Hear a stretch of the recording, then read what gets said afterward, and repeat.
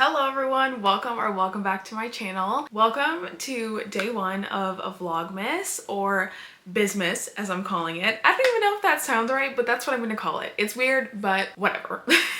Welcome back to the channel. I'm so excited to be filming one video every single day. It's gonna be a mixture of a bunch of different types of videos, sit down videos mixed with like daily vlogs and some behind the scenes stuff on kind of working on a new collection and just creating fun things and doing stuff while I'm on break, because I start my holiday on Monday and I'm so excited to be off for pretty much 3 weeks. This is the best time of the year for me because I just genuinely love the holidays and I love getting to participate in all the festivities, and I love Christmas dinner, I love Christmas morning, I love everything about the holidays. I love New Year's Eve, Christmas Eve. Give me all of the holiday vibes.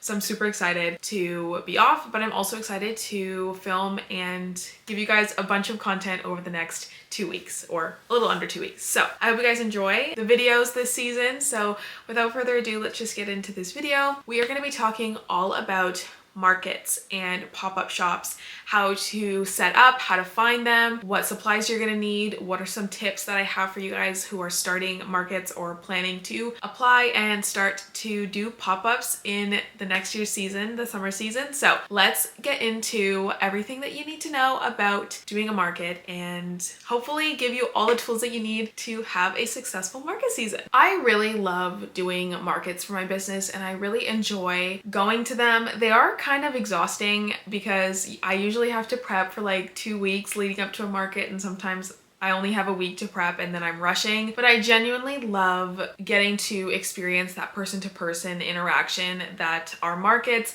I love getting to know a bunch of different market hosts in, my town and also in surrounding towns near me. I love everything about pop-up shops. I love getting to hear feedback about my products in real time and see what products people gravitate more towards when they step into my booth, or hearing comments that other people make about my products, my business, my booth, and just everything. I really love doing that. I think it's really useful for me as a business owner and also for kind of like market research to help grow my online store and also grow my market and pop-up presence as well. After 3 entire years of doing markets, or rather like 3 entire seasons of markets, I have learned so much and I have changed my booth setup every single time. I have upgraded things, I've gotten more displays, I have expanded my booth setup every single time I do a show, and I have literally learned so much and I still have so much more to learn, but I would love to share with you guys some of my tips for finding markets and sourcing markets that are right for you. One of the most common questions that people ask me whenever I do like a market vlog is, how do you find markets? And when I started looking for markets 3 years ago, I really didn't know how to find them, what were good ones, and where I could even find any. So my first thought was to go to Google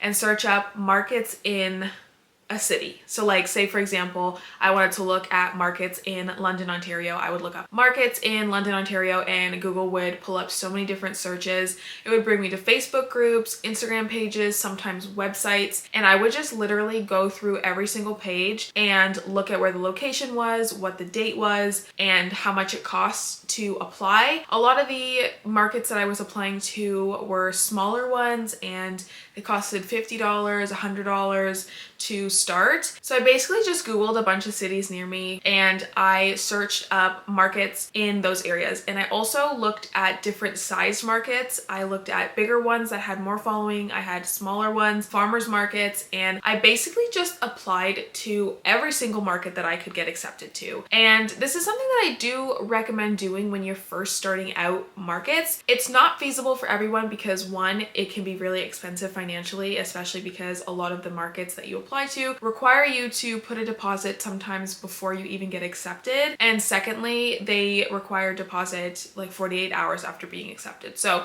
sometimes this is not feasible if you're just starting out, but if you do have the means to, applying to a bunch of different markets from the get-go and just kind of trying out a bunch of different styles of markets and kind of themes and types of markets definitely is great, because you're able to kind of dip your toes in the water with different demographics, different regions, cities, areas, and you can kind of gauge which markets are going to be the best for you. Because this brings me to my next topic, is that not every market is going to be the right fit for you. I've learned this the hard way, that not every single market is going to be good for me. me and good for my business, because there's a lot of different factors that will determine whether or not you are successful at a market. The first thing being the demographics of who is actually attending the market. Is it older people? Is it people looking to shop for food? Typically at farmers market, it is a older group of people or parents with kids, and they're not really looking to purchase from a business like mine, and they're looking more for like farmers market goods and also like baby things. And so typically I don't do well at farmers markets, and I know that's what it's like for a lot of other businesses that are in like the similar category as mine. So by doing a bunch of different types of shows, you can really gauge to see which types of markets are going to be better for you. And by saying this, that doesn't mean that every time you apply to a market that you've done before, it's going to be better or amazing than the previous one, because every market is truly different. There's going to be different people that attend them every year or every time. But this does definitely help you get a general consensus of which markets you tend to do better at and which markets you tend to not do so well at. Another place to find markets is through Instagram. So I have found a lot of great market event hosts and companies through Instagram. Another thing you can look into is doing conventions. I can only speak to the conventions in Toronto because those are the only ones that I've ever attended to as a shopper. I've actually never attended a convention as a vendor yet, but there are several different conventions in Toronto that you can actually apply to, and I'm sure in other cities there are conventions to apply to as well. But the biggest one that I know that comes right to the top of my head is the One of a Kind show, and that is a huge convention center. They host it, I think, for 11 days during the winter, and I think maybe the same in the spring. I'm not really sure, but I do know that it is huge for artists and artisans and handmade and just people who are really passionate about their craft. It is quite expensive, but I mean, you are spanning that over the course of 11 days. So conventions, smaller pop-ups like farmers markets, mall pop-ups you can also look into. There are some other ones that are used sometimes at sports fields or festivals, as well as also a really good high foot traffic type of event. So you can just basically look on Google and search up festivals, farmers markets, pop-up events in your city, and I'm sure you will be presented with so many different options, and then you could just keep looking through there. One thing to keep in mind about doing markets and pop-ups is, again, not every market is going to be great. And you're gonna attend some markets where you might not even make your booth feedback, and that's okay. Starting out with markets, for me at least, it was really fun. It was a great learning experience, but at the beginning it was a little bit discouraging because there would be some markets where I wouldn't even make my booth money back, and I would feel like my products are not good enough and that the work that I was putting into my business wasn't enough, and that's why I wasn't making any sales. But in reality, not every market and not every demographic who attend those markets are gonna be the right target audience for your business. So don't get discouraged if you attend your first couple of markets and they don't go as well as you'd hope. Keep trying them and keep trying different markets and different areas and different types of markets, and you will find your demographic and you will find the markets that are right for your business. It just takes some trial and error, unfortunately, and even now with 3 years of market experience under my belt so far, I'd still attend markets where they're not the greatest or the best for my business. But every market is a learning experience, and I genuinely don't think that any market is necessarily bad. I do think that they may not be as good as other ones, but I think that you learn something new from every market, and each market is an experience, and it's something that you've done, you've experienced, and you can move on to the next with all the knowledge that you've learned from the last one. That doesn't make it any less discouraging sometimes, but try to keep your spirits high when you're first starting out, because a lot of the times it is a slow and gradual process to kind of find the markets that work best for your business. Some people get lucky right off the bat and find markets that work best for them, but a lot of the time it is a work in progress, and even still now, I am learning that there are certain markets that are not good for my business, and there are just certain markets that I wouldn't spend my time doing when I could spend my time doing another market that has done better for me in the past. Some of the things that you're gonna need to look into purchasing or sourcing for your business if you're gonna plan on doing markets. Let's talk about outdoor markets first, because there's a little bit more things that you might need for outdoor shows. So a lot of outdoor shows require a canopy tent, and if you have a 10 by 10 space, which is usually what outdoor markets are, at least in my area, you're gonna need a 10 by 10 tent. You can find some on Amazon. I actually got my tent from another small business owner like 2 years ago, I think. She was selling her second tent and I ended up just buying it and driving to pick it up. So I did get that. That's a beautiful tent. It's amazing. It has a white cover and it's so easy to set up. So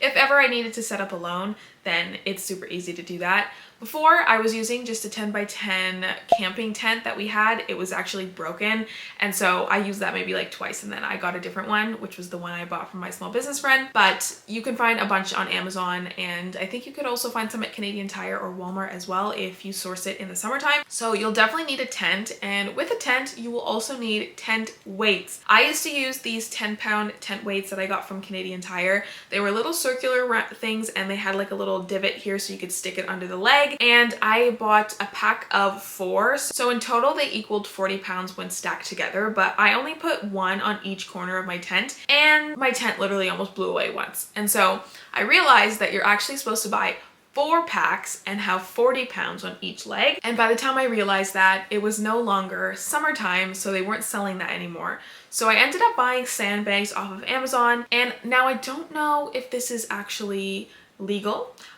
So if it's not, I don't know. However, I went to the beach and I essentially stole sand. I think you can buy sand or dirt from Canadian Tire, Home Depot, but the first thing that I thought of was, let's go to the beach and steal their sand. So that's what I did, and that's currently what's in my sandbags. So again, I don't know if you should do that. Maybe you should just go to the store and buy some, but who knows? I don't know, and let's move on from that. You will also need tables and displays to display your products.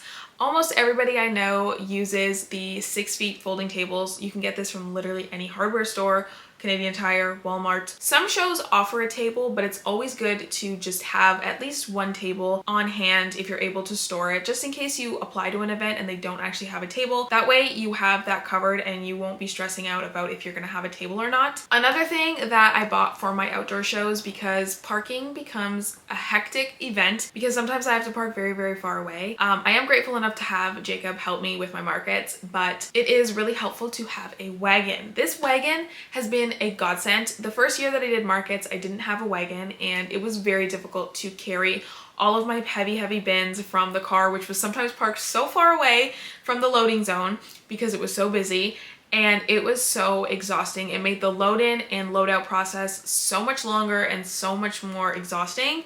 So I invested in I think it was like $55 at Walmart, a little wagon, and that wagon can carry so much. You can actually extend the sides to carry other things like your drink, your keys, your phone, and then in the inside it holds up to like, I don't even know, like 80 pounds I think, and the handle extends far so you can drag it, and that's what I use to carry a lot of my heavier stuff and also to lessen the amount of trips that we take from the car. It's been so useful, and I literally could not do my markets without this wagon. Another thing that I bring to every single show are tablecloths.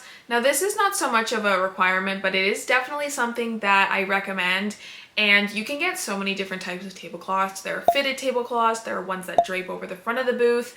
The ones that drape, I think I'm gonna switch to. I currently use a fitted tablecloth from Amazon. I will link all of the market stuff that I get from Amazon in my Amazon storefront, which will be linked down below. But I definitely recommend a tablecloth. If you sew, you could totally sew yourself a tablecloth and maybe some cool like table runners for your booth. But getting a tablecloth that matches the vibe of your business. So for example, I have a very pink business, so my tablecloths are pink. They just elevate your table setup. They look so much more professional and clean, and they also double as a way to hide bins that go underneath your table, because sometimes I have extra bins of extra stock or of packaging materials like thank you cards, tissue paper, bags, and I like to put those bins underneath the table for easy access, and I don't want people to see them because it just doesn't look great when you can literally see my big black and yellow bins under the table. So I love having the tablecloths, and I definitely recommend getting a few for your tables. And especially if you rent out a table, it's great to just bring your own tablecloth if they don't supply one. Another thing that you're gonna need is a POS system or a way to take payments. Now, I use the Shopify POS system with my markets because I have a Shopify website now, so it's much easier for me to have them all on one platform so that I can manage stock and also have all of my analytics and reports into one system, and that just makes it easier for tax time. But I definitely recommend a POS system. If you have a Shopify site, definitely recommend the Shopify POS. It's really great and their free app is amazing. I did used to use Square before I used Shopify, so I have a Square reader and I used to use that. That also is really good and I really love their platform. The cool thing about technology is that you can now use your phone to take payments, and they can actually tap their card on your phone if you have the Square app. I don't know if the Shopify app does that. I think you can, but you can take payments with your phone, which means you don't have to buy a system. I definitely still recommend getting a system. Maybe that's just me and feeling old-fashioned, but I definitely recommend a POS system. However, you can take payments with your phone. I also recommend a cash box or a fanny pack to hold your cash and have it accessible for when people do pay in cash. Another thing that is really useful for markets is having a bag of tools like scissors, tape, screws, screwdriver, zip ties, other things that you may need to set up your booth. There's been so many times where I wish I had a pair of scissors and I never brought any, so now I have a little bag, or a bin rather, that I have a bunch of tools like a box cutter, zip ties, tape, screws, screwdriver, literally the whole nine. Another thing that I recommend bringing to markets are business cards or thank you cards, or any way for people to contact you after the show.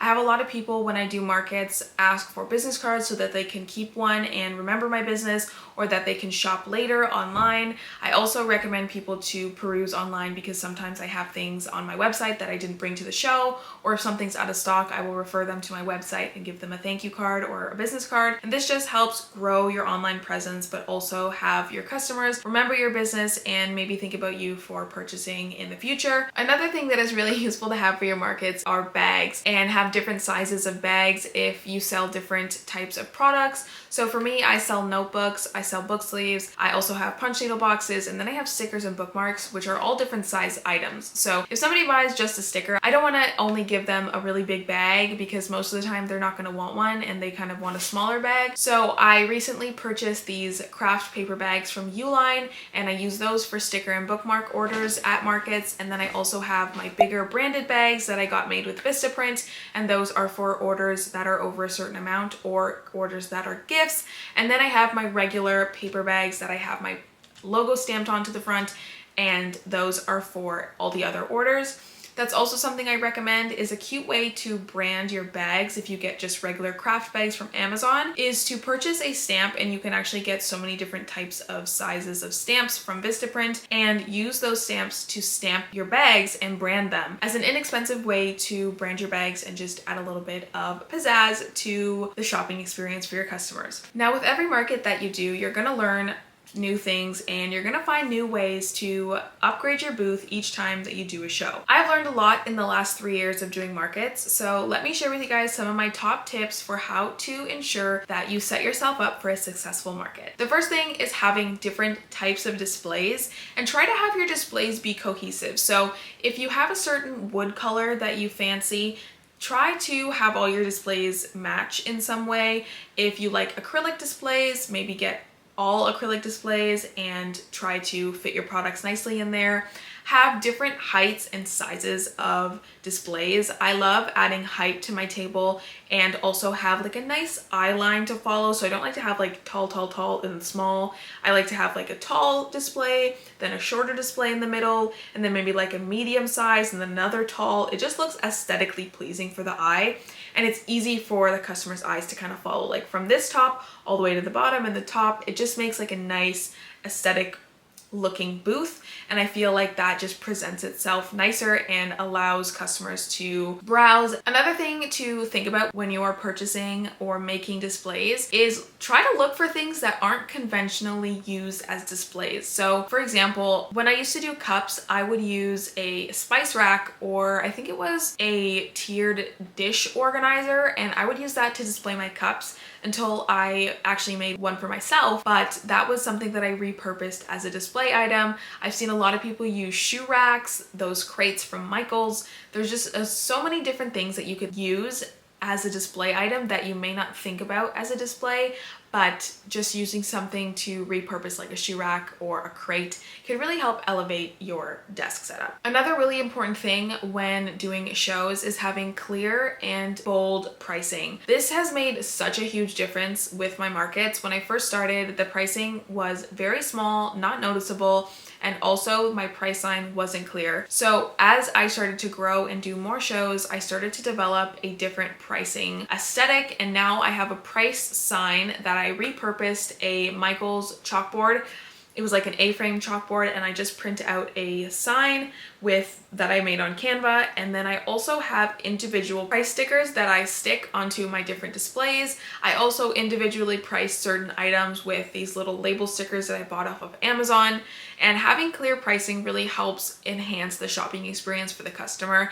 A lot of customers don't want to have to ask you how much it costs, or they just want to browse, see if it's in their budget, and they don't want to actually have to ask you and find out, oh my gosh, it's not even in their budget, and now they want to leave. So I've noticed that by having clear pricing the actual items as well, and just having enough price signs that they don't have to ask you what it is. I mean, they're still going to ask you how much it costs because sometimes they just don't look, but people are going to really feel more comfortable entering your booth if they could just browse on their own and not have to ask too many questions. Another way to help bring more traffic to your booth is having your booth look full. I have noticed that when my booth looks picked over, not a lot of people come into my booth and actually look. Now, I don't know if this is necessarily true or not. This is just kind of what I've experienced, but I've had more people come into my booth and more people browse and look through things when my booth looks fully stocked, and I'm constantly stocking products on the displays, and I'm also constantly fixing things to make them look neat and nice and not just thrown all over the place. So I'm constantly making sure that there's product out, that product's not falling all over the place, falling on the floor, making sure my booth looks tidy, and just having an open and inviting booth. That definitely helps customers, I think, enter the booth and feel more comfortable to kind of look through things thinking that you have stock of everything. Even if you don't have stock of everything, maybe try spreading out your products a little bit more if you're starting to sell through a lot of product and you don't have more product to put back out. This just helps make the booth look tidy and more inviting, in my opinion. Another thing that you can do to add to your booth display is to have different props. So for my booth, the prop that I use actually is back there. I use that little mushroom. I use other little decorations like lights and different props that match the vibes of my business, like bouquets of flowers. I use little teddies. So for the Christmas time, I use these little bakery gingerbread guys, and it just added to like the holiday spirit. I also love adding rugs to my displays. I currently have this orange and pink rug that I got from IKEA. Originally it was for my office, but then it didn't fit well in here, so I used it for my market this past holiday season, and it was so great. I think it really added to my booth and I love it. Another thing that I recently purchased this year for my business was my kiosk stand. Actually, no, I think I bought this last year. But I did buy this kiosk stand from Vertical Ledge. I get a lot of questions about this kiosk. It is so amazing. It is definitely worth it for my booth setup now, and I could never go back to not having it because it is so amazing. It is like basically a checkout stand, and on the top I usually have a QR code to scan to follow my Instagram. I have my price sign, and I also have my POS system on there, and I also have like a coaster with a drink on it, and it's basically just like a tabletop.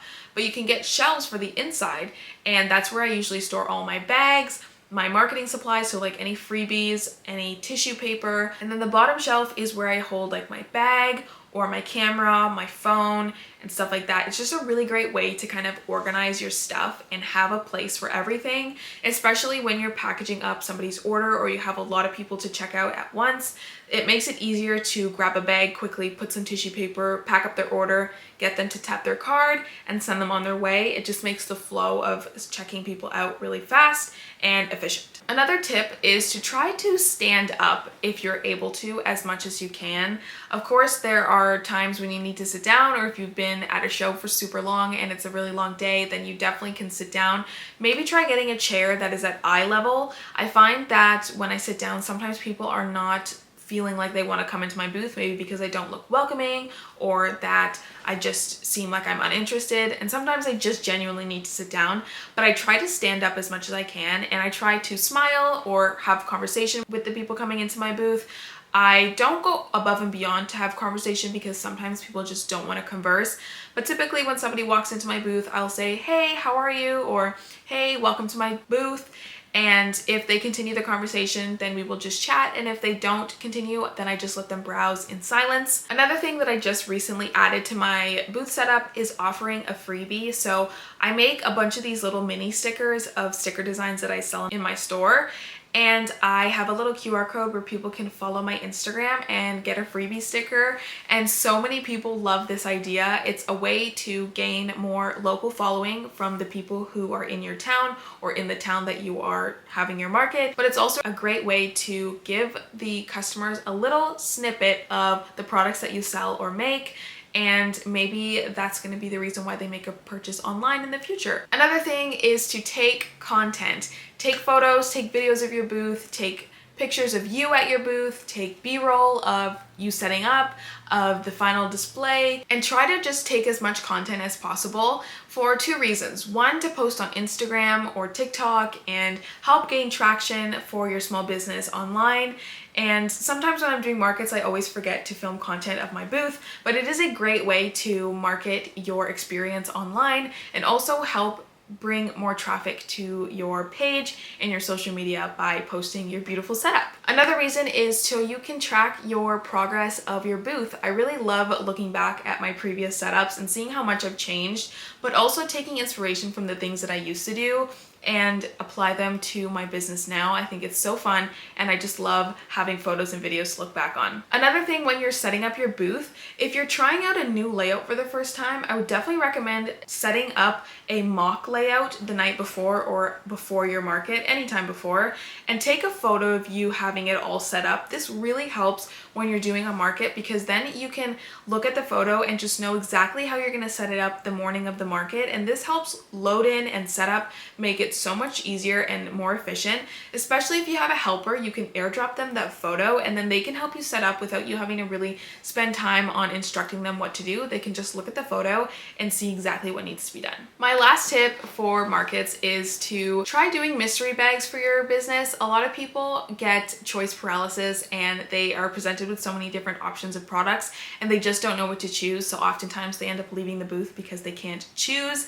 So by offering mystery bags, you give them the opportunity to test out some of your products, but it takes away the factor or the idea of having to pick through a bunch of products. They just already have a curated selection of products that are ready for them to try out. And I found a lot of people say that they love the mystery bags because they can't choose which products to buy. And so they'll get a mystery bag and they will get to try a whole bunch of different designs and products.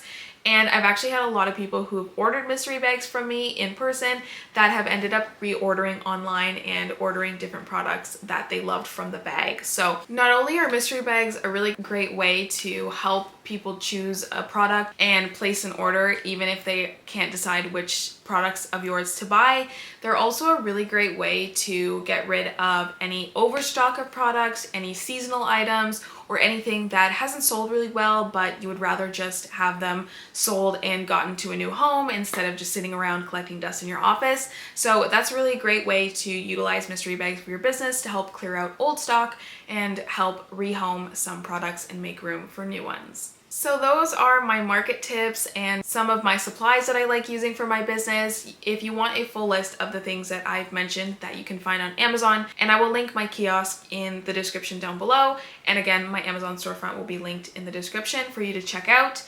If you guys did enjoy this video, please make sure to leave a like and don't forget to subscribe so you can watch videos just like this one and also my weekly studio vlogs. And if you have anything that you want to know or any questions about markets, do let me know down in the comments below in case I missed anything, and I will try my best to respond and help you out. Thank you so much for watching, and I'll see you all tomorrow.